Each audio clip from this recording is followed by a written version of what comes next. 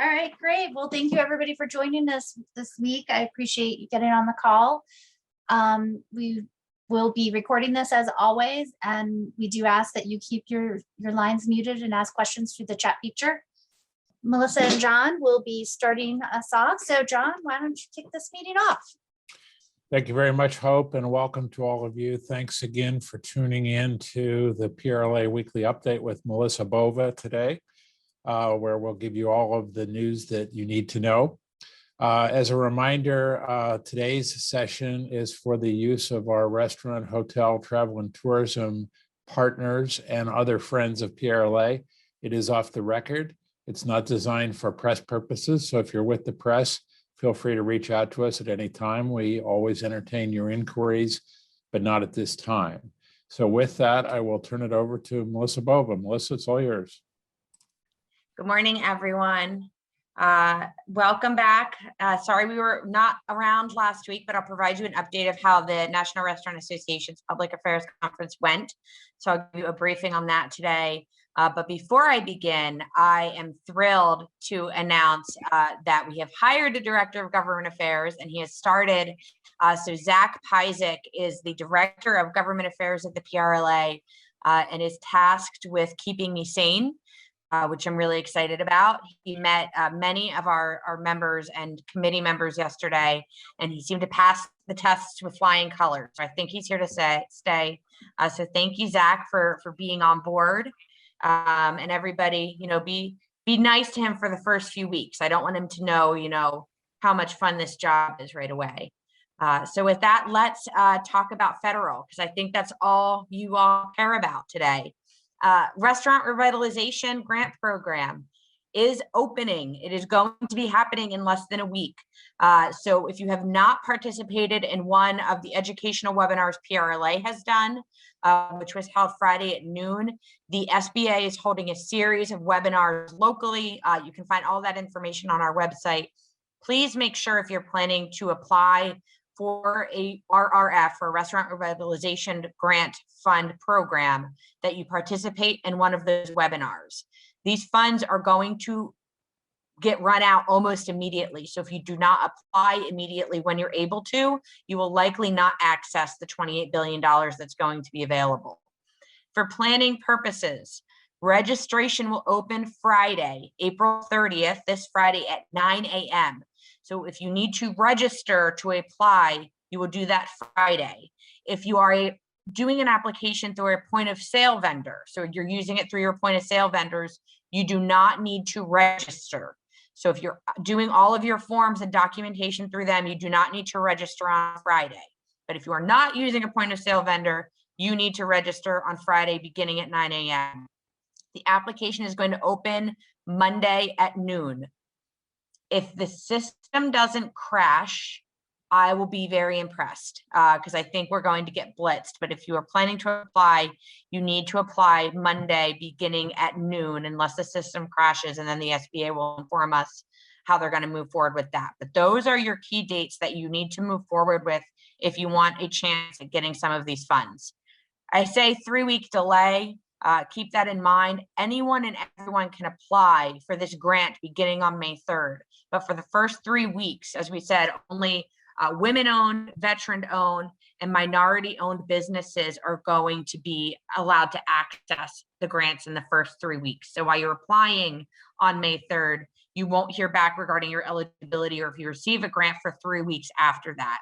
But you do need to apply. If you apply on May 3rd, you'll at least be in the queue, which is really where you want to be. Something that we're still looking for a specific clarification from the SBA, but I want to flag it for our hotel members that are on the call today. The SBA is stating that hotels are not eligible for the RRF. We're trying to understand the difference between an inn and a hotel in terms of the 33% prepared food requirement. But as of right now, the SBA will not be permitting any hotels or motels to apply for the RRF. Like I said, we're looking for clarification. But on the webinar last week, they did make that announcement, and it sounds like they are differentiating between a hotel and a bed and breakfast that might be doing a lot of weddings or events on their property. So I did want to flag that. Please, like I said, If you're applying for this, it's through the SBA. Make sure you watch one of the webinars or at least skim through the webinars, because there's a lot of important information, and you need to fill out the forms correctly if you want a chance at this money. If a form isn't filled out, if it isn't filled out correctly, you have a chance of not getting any of these funds. So I just want to continue to reiterate that over and over again. That's our drinking game for the day. When I say watch an RRF webinar, you take a drink. Last week, NRA Public Affairs Conference. That is why John and I were not doing a webinar last week. It's because we were meeting with 13 members of our congressional delegation to try and either get them to see sense or urge them to continue to have common sense when it comes to our industry. We had a lot of really great meetings. The items that we focused on primarily was a do no harm message. So we have Congress that's passing a bunch of bills and a bunch of bills that could hurt the industry. And essentially, we're educating them, saying we are the industry that has been more wrecked and decimated than any other because of COVID. Do not pass legislation that hurts the industry. And that's inclusive of a $15 minimum wage. That's inclusive of a tipped wage. That's inclusive of, financial reforms or infrastructure reforms that increase taxes, all things that we know the industry can't really absorb right now. So we had great conversations on that front. We talked a lot about immigration, which tied into the second item, which I think John and I made sure we began each conversation with immigration and how that ties into our labor issues right now. In 2019, when you asked our industry what our biggest problem was, we said we don't have employees. Who knew that in 2021, we would say that we don't have employees times 10. It's worse than it's ever been. So we really pushed hard with our congressional delegation, one, to not extend that unemployment supplement, that $300 past September. It does expire in September. We don't want it extended beyond September. And two, tying into the fact that, immigration and immigrants are a huge part of our industry and could be a really valuable resource for us to be able to staff throughout the summer, having a pathway to citizenship and how important that is for the industry. So we had a lot of great meetings. If you didn't participate, we hope you'll consider participating in future events. But it was really a great opportunity for us to educate our congressional delegation about where we are now, 14, 15 months into this crisis. Let's get to state, because I got all kinds of updates, all kinds of exciting things to share on that front. So yesterday, a number of PRLA's COVID liquor priorities or alcohol priorities moved out of the Senate Law and Justice Committee. They came out unanimously.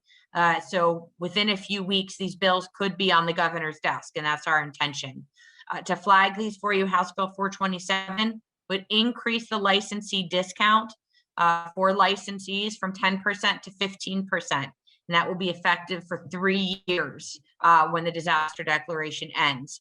So that, if all goes well, will be on the governor's desk by the second week of May for him to sign. House Bill 425 contains a lot of those provisions to just make life a little bit easier for all of you. So God forbid you go out of business. The underlying bill will let you sell your wine and spirits to another licensee if you do have wine and spirits and you're forced to go out of business. That's the sad part of the bill. The more uplifting parts of the bill is that it allows you to extend your outdoor seating to a non-contiguous property or a non-contiguous area, as long as it's within 1,000 feet of your licensed property. So a lot of you in Philadelphia and Pittsburgh, you just don't have the space, on the sidewalk, or you can't use a street for outdoor seating. If there's a park or a parking lot around the corner or across the street, this would allow you to extend to that area. Further, in seeing how things could change if the disaster declaration ends, we were able to extend regular outdoor seating, the free ability you have now, and the non-contiguous outdoor seating will go until December 31st of 2022. So it's really recognizing the fact that you need to be able to utilize that not only this year, but probably next year. So that will come at no cost or no fee to extend your outdoor seating, and that will be guaranteed until December 31st of next year.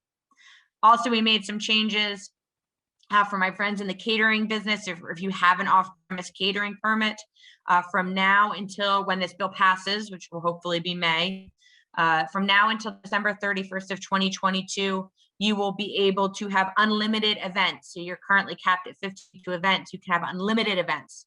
You will not be held to the 5-hour restriction, and you will not be charged the $500 to get an off-premise catering permit. You will ask me, Melissa, I already paid the $500 for my permit this year. Will I get that money back?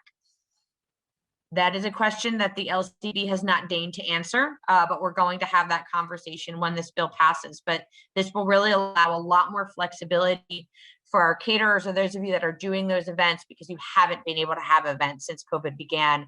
So you can really start utilizing those permits more from now until the end of the year. And then if your license is in safekeeping, it will not charge you any fees through next year as well. So it really preserves those licenses that you might have in safekeeping, so you don't need to pay fees for any of those. So those are our big COVID recovery bills. I hope to have news for you next week that we will be moving our mixed drinks bill to make that permanent. So stay tuned for that. We're probably going to need some of your help on that to urge legislators to continue to allow you to sell mixed drinks to go. As you all know, I'm personally invested in the desire for me to continue to get margaritas and espresso martinis. So this is a passion project for me. So we need all of your help to make sure that we can continue to do that moving forward and permanently. Senate Bill 566, not necessarily a COVID bill, but it's a PRLA priority.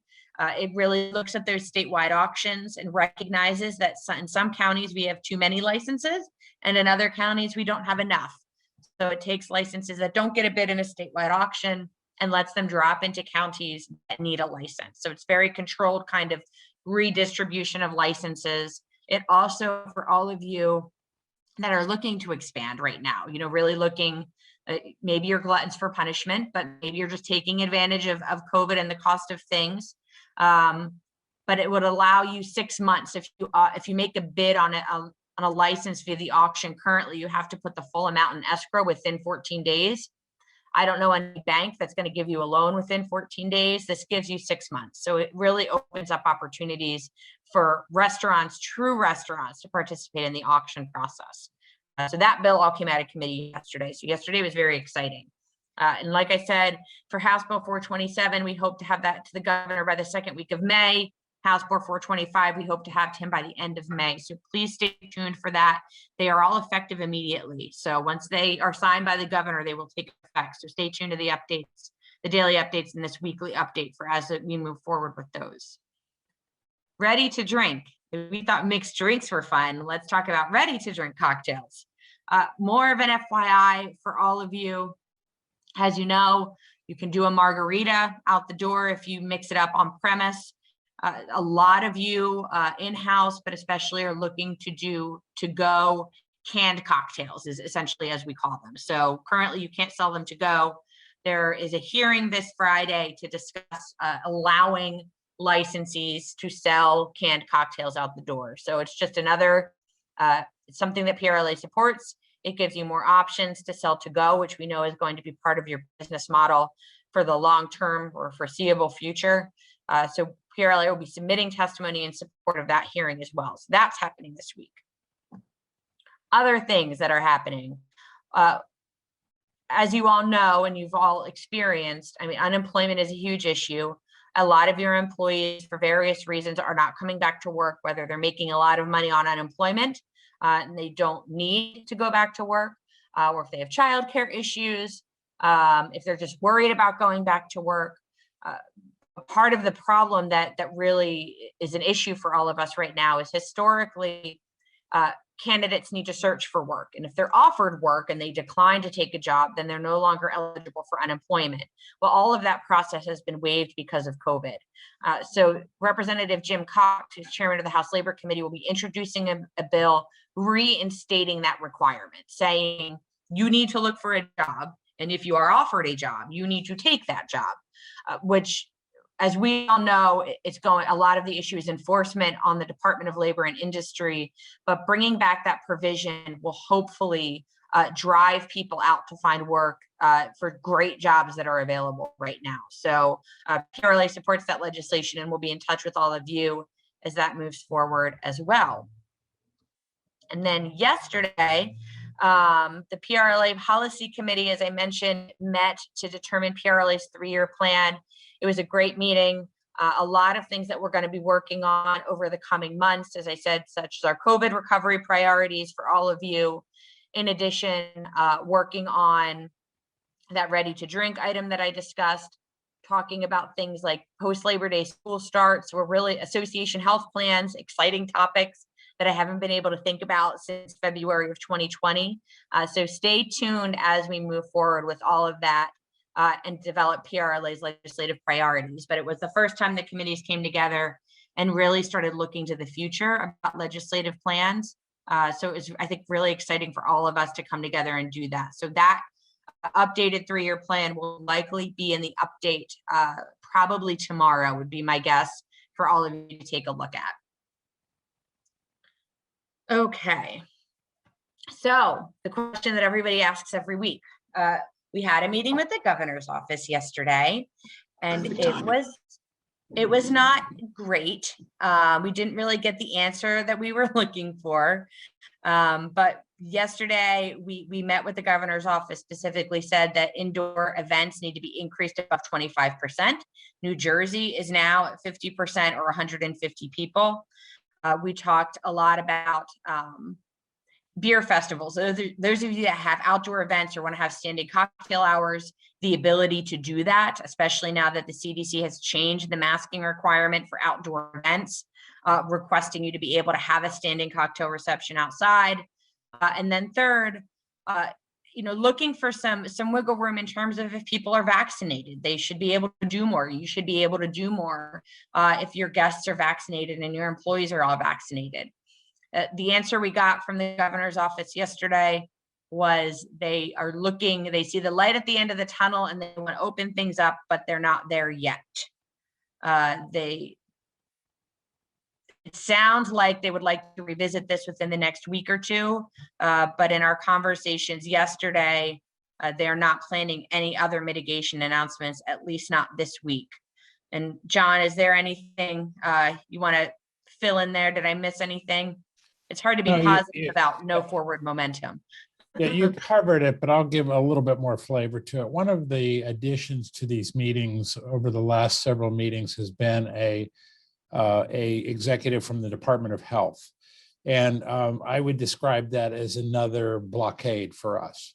And unfortunately, it makes it really frustrating. And when we started talking about private events, and that's been our big push, among other things, but that's been our #1 push because they have been the most left behind throughout this whole process.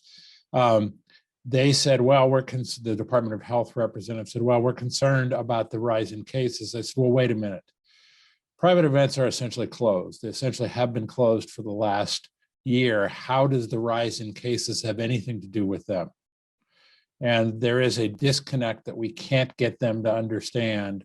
And what's really amazing is all of the feedback you're giving and everyone's giving through the Let PA Marry Us is they're just totally immune to that kind of pressure, or frankly, common sense. We all now know that there are states around the country that have been very lightly mitigated or not mitigated at all, that have managed the case counts and deaths much better than Pennsylvania.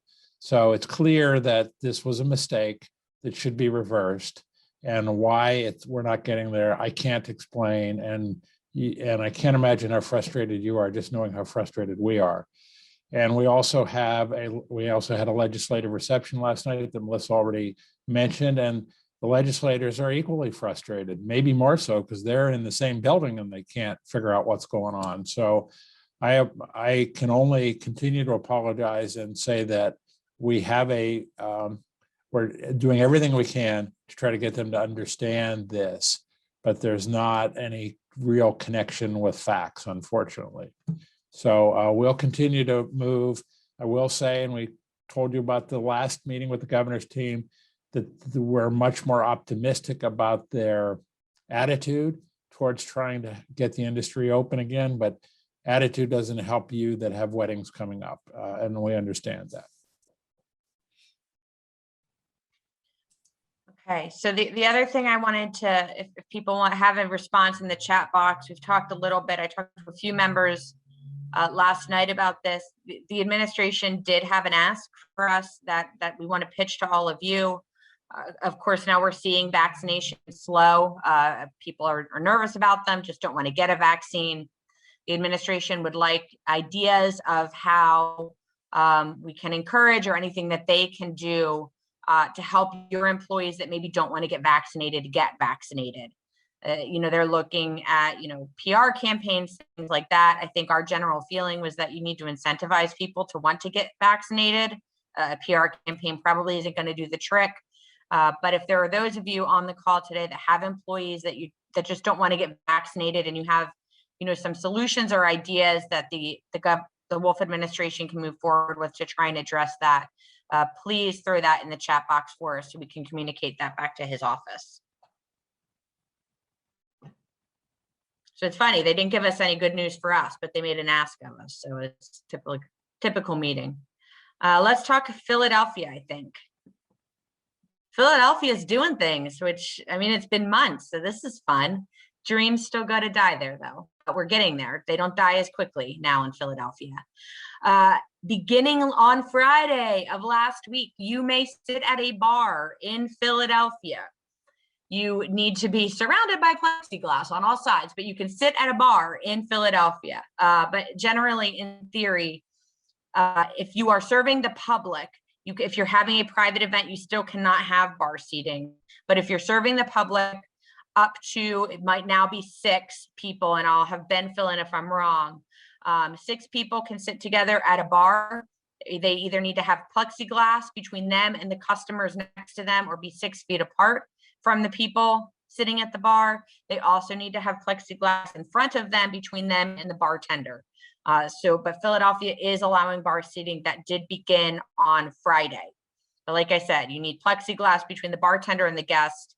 And you need either 6 feet between one group and the next group, or plexiglass there as well. Outdoor dining capacity in Philadelphia is increased to 50%.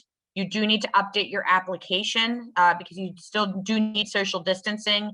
So if you are planning to increase to 50%, you need to update your outdoor seating application with the city of Philadelphia. And that is on their the Department of Health website. Yesterday, we had another announcement from Philadelphia, which is effective May 7th. So don't get too excited. We're slow walking into this. And the HVAC standards are still there, because when you have something that doesn't work, why not double down on it? You can increase to 75% capacity in Philadelphia for restaurants, not events. Restaurants serving the public can increase to 75% capacity if you are one of the 125 restaurants of 6,000 that have met the HVAC standards in Philadelphia. If you have not, you can increase to 50% indoor capacity beginning on May 7th. Indoor seating, you can increase to 6 people. You no longer need to check their IDs and make sure they live in the same house. Not that we were doing that to begin with. That will increase to 6 people for that can sit at the same table indoors. Outdoor increases to 10. So you can have up to 10 people at a table, not in the same family in Philadelphia. Indoor catered events will just be established, because they have never been allowed before, to 25% with a 75-person cap. If case counts continue to go down, they're expecting to increase that to 150 people on May 21st. So you can start to have those indoor catered events in Philadelphia. Food requirement still remains, so my line still exists. You have to get chicken fingers with your beer so you don't get COVID in Philadelphia. That's still in place, and the curfew is still in place. The 11 p.m. last call, you need to be closed and not serving the public anymore beginning at midnight. So Philadelphia is getting there, but there's still ways to go on that. And I know Zach, John, and I were a little out of pocket yesterday. So if there's any super specific questions, we will ask Ben to fill in on that. Ben, is there anything I missed, or any other things that you were able to flesh out that people should know? No, Melissa, I think you covered it well. Thank you. Okay, great. And I think with that, I am done talking for a little while. Great. Well, Thank you, Melissa. It was great to hear your voice, you and John back at this again. We do have some chapter meetings coming up, so please check out our website to register for those Zoom meetings. Lancaster, Western, and Northwestern will be meeting end of this week and next week. These are great ways to connect with your local and regional members and different individuals and discuss what you're seeing and what's going on and how you can help each other out. Heidi has been putting together some great programming too, so there are some guest speakers. So please make sure to check out our chapter meetings as they appear on our website. Another event that is going on currently is Bucks Montgomery County chapter is having a raffle. You can go online. The proceeds are going towards HARP, our Employee Relief Fund, and towards the Educational Foundation Scholarship Fund for awarding scholarships next year. Please take a moment to check this out. It's as simple as clicking a button, registering, and you'll be put in the raffle for these wonderful baskets. And it closes on the 12th of May, so make sure to check that out before that. We will be scheduling some more industry updates in May. So as soon as we have all of them up on our website, we'll be sure to check them out and get it registered. Tomorrow, we did have a webinar last week with Ofta Kerman talking about the legalities of vaccinations and options you could be doing in your establishments. And I saw a question did come up with a legal question on that, and definitely go in and check out that webinar. They had covered a lot of topics and a lot of options that you should be thinking about, and they're open for you to reaching out to them. But tomorrow they will be having a town hall for employees. Dr. John Porter will be joining the town hall along with some of the attorneys from the law office. It's an informational session. It's open to the public. Please share this with individuals. They may be not sure if they want to get the vaccine. It's a great way for them to ask questions with the doctor. And it's not sponsored by their employees, so I think they'll feel more open to it. So definitely promote that to anybody in the public that you think is hesitant. And then on the 29th, finally, the OSHA compliance webinar will be coming up. We've been talking about this one for a while. So, definitely check that out and see how to operate safely during this pandemic with OSHA regulations. Our job board is still up and running, and it's unlimited open, positions you can post for free. Please go up and post your jobs there. We are going to be working on some campaigns, awareness campaigns, to get more people coming to the job board and get individuals back into your establishments working with you. Another great way to promote your business to the public is the Surfsafe dining commitment. They have updated some of the requirements here, so it is easier for you to apply and get all the marketing materials that they have available for you to put on your windows, and to let the public know that the health and safety of them and your employees is very important. And the next slide, our Surfsafe classes are filling up, so please make sure to check that out and get signed up, because they will be coming out to see that you are up to date with your food certifications. And our virtual competition is going on right now with our Quick Start students. It's been wonderful seeing their plates, seeing their management concepts. We've been having a really good time with the judges, and we will be making an announcement next Thursday on the winners, who will be getting scholarship opportunities and funding for their programs. And Ecolab is donating some great credits for their school kitchens to use too. So please join us next week when we make that announcement. And I think it's back to you. All right, let's do some questions. It's been 2 weeks. I was going through withdrawal. Is it your recommendation that we apply through our point of sale vendor? Yes. If you have an approved point of sale vendor, definitely apply for the RRF through them. And what's happening, Square and Toast are full service vendors. They're doing pretty much all the work for you. Other participating vendors that'll provide the documentation you need is Clover and NCR. But if you use Square or Toast, they literally have this reporting application and everything built into their platform. So if you're applying, definitely go through your point of sale vendor. They're going to make sure you have all the information you need. So it's kind of a fail-proof way to apply. So if you do not need, as I said, you do not need to register on Friday if you're using your point of sale vendor, but they will be able to do the application for you beginning on Monday. Why is the event industry still stuck at 25%? And when can we expect to see that change? There is no rhyme or reason for the event industry to be stuck at 25%. As I said to somebody yesterday, I said, when New Jersey is so far ahead of you, like that's a bad place for Pennsylvania to be, if Jersey is beating us.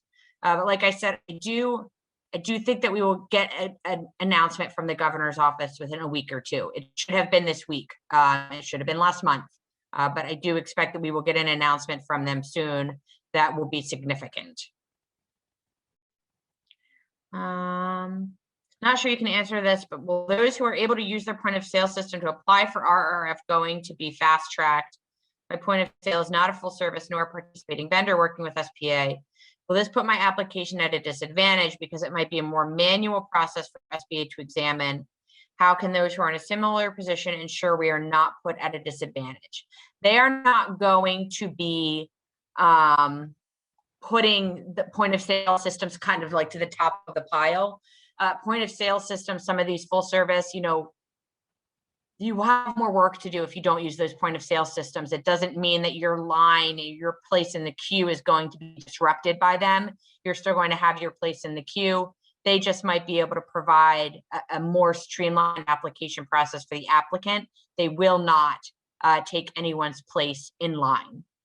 So yeah, you will, Sean, have to do a little bit more work because you have to do it on your own, but they won't get an advantage over you in terms of getting applications.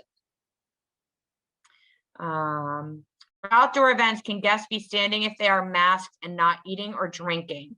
I know in the rest of the state you can, and I believe you can in Philadelphia, Ben. Is that Ben's nodding his head? Yes. So as long as you're not eating and drinking, and you are masked, you can stand at an outdoor event in Philadelphia. Can you talk a little bit about the logistics of what will happen after May 18th if the constitutional amendment passes to terminate the disaster declaration? Yes, Tom, I can. So as you all know, we have put it in a few of our daily updates. There are a few voter referendums that are on the ballot for May 18th. Two of them deal specifically with the governor's ability to unilaterally declare a disaster declaration, not just for COVID, for any reason. So as we all know, he declared a disaster declaration during COVID and has continued to renew it. And a lot of the mitigation and things that are in place continued because of his ability to do that. There's two things that need to pass that you're voting on. One would limit a disaster declaration to 21 days. So essentially it could go for 21 days. And then the legislature, the second piece, the legislature would have to approve for it to continue. So the legislature would have to say, we believe that this should continue longer than 21 days. So it allows the legislature to have a say within the purposes of the disaster declaration. In terms of what could happen on May 18th, that we're working through, which is why I've been talking about our legislative priorities a lot. Assuming it passes, it begins what we're calling the 21-day clock. So it triggers that 21 days that I just mentioned, which means that the current disaster declaration could go for 3 more weeks. And then the legislature would have to determine if they're going to let it continue or if they're going to end the disaster declaration. Presuming it passes, presuming they vote to end the disaster declaration, it could take away all mitigation. It could. I expect there to be legal battles before all is said and done because we've all been through this before. It could take away any current mitigation, but I expect that to go through the state Supreme Court. The other items that could impact those of you, which could be good or bad, is a lot of the things that we have now that are tied to the disaster declaration could go away. So if we don't pass a bill allowing for outdoor seating, your outdoor seating that you can go do right now could go away. The safekeeping fees the LCB isn't implementing right now could go away. Mixed drinks would go away. So a lot of those things that we have right now due to the disaster declaration, whether we like it or not, there is a risk that those could go away by mid-June if we don't pass legislation extending them. The bigger question, of course, is what happens for the mitigation piece of it. And like I said, I would presume the legislature would vote to not extend it. And then the question is going to be if there's a court battle does the Supreme Court say that the health of the citizenry is enough to continue mitigation or not? And that's probably, like I said, something that the courts are going to determine. But beginning in June, things could change pretty drastically in terms of mitigation and things that we have right now if the referendums pass. I hope that was a really long answer to what you probably hoped was a short question, but that's my attempt to try and cover all the things that could be impacted by that, positively or negatively. I think it cuts both ways. Is there a point in time when the venues and their leadership teams reach out to help increase the capacity for event venues? I mean, I know we have the Let PM Area site, which is a grassroots effort for that. I think, Kelly, that answers your question. So we do have a lot of event venues reaching out and pushing that. And like I said, I do think we will see the governor's office move. I think they should have moved a month ago. But, if you haven't reached out to your legislators to continue to say this is, shenanigans, that we can't have events, you should be doing that. With the May changes for Philadelphia for catered events, is there still a curfew? Yes, there's still a curfew, 11 p.m. last call. People need to be out by midnight, and staff does count toward the total 150 people. So your capacity is inclusive of any staff that's working the event.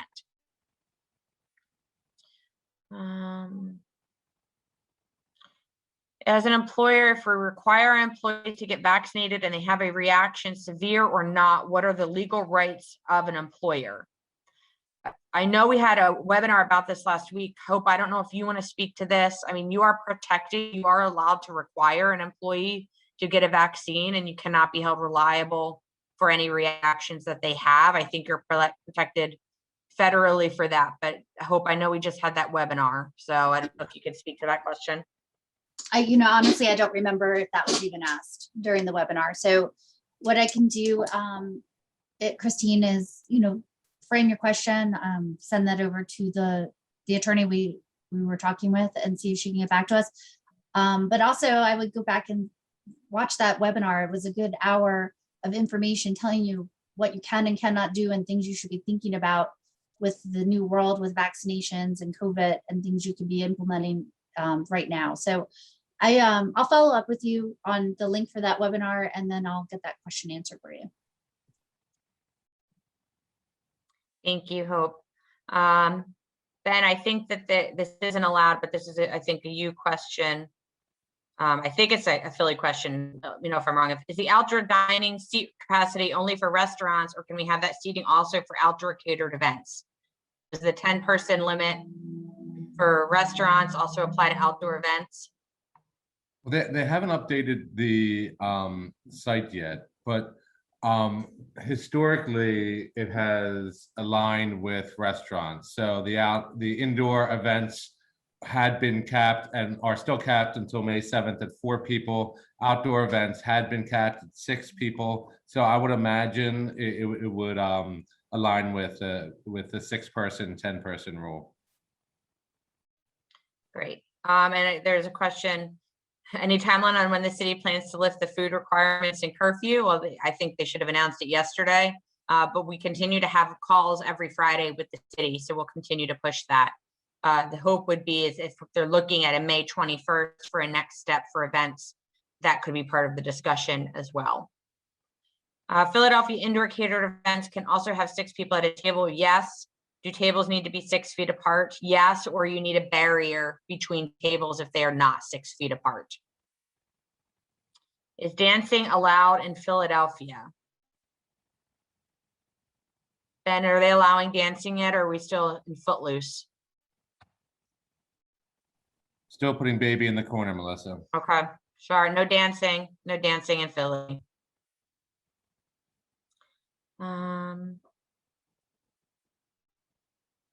So yeah, thank you, Tom, for this. People respond to incentives until they know that getting vaccinated will allow them to stop wearing masks. The benefit isn't worth the risk to many of them. I agree. I think PR campaigns are fun and good, except for when they don't do anything. Oh, and there's a welcome. Michael Leifer is welcoming you, Zach. So you're already making a good impression. Michael participated in the meetings with us last week in DC. So thank you, Michael, for participating. Let's see.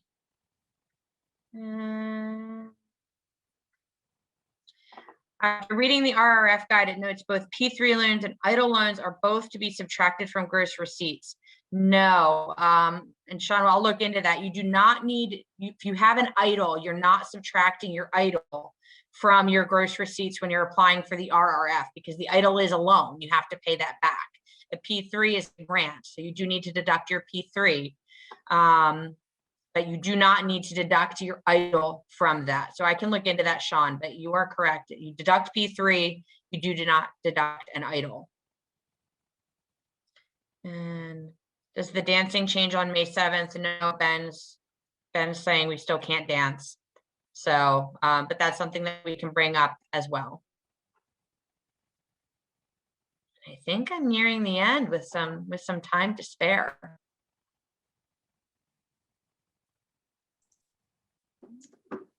It does look that way. Well, we will cut this off here. And like I said, we do have this recorded and we'll be sending this out. As always, you can reach out to us if you have any questions. The staff is always here to help you with whatever you, with your needs. And I will look into that question for you, Christine, and get back to you about that. And please stay safe and we will see you next week. Thank you all. Thanks, Hope. Bye, Thanks, everyone. Melissa. Thank you, Ben.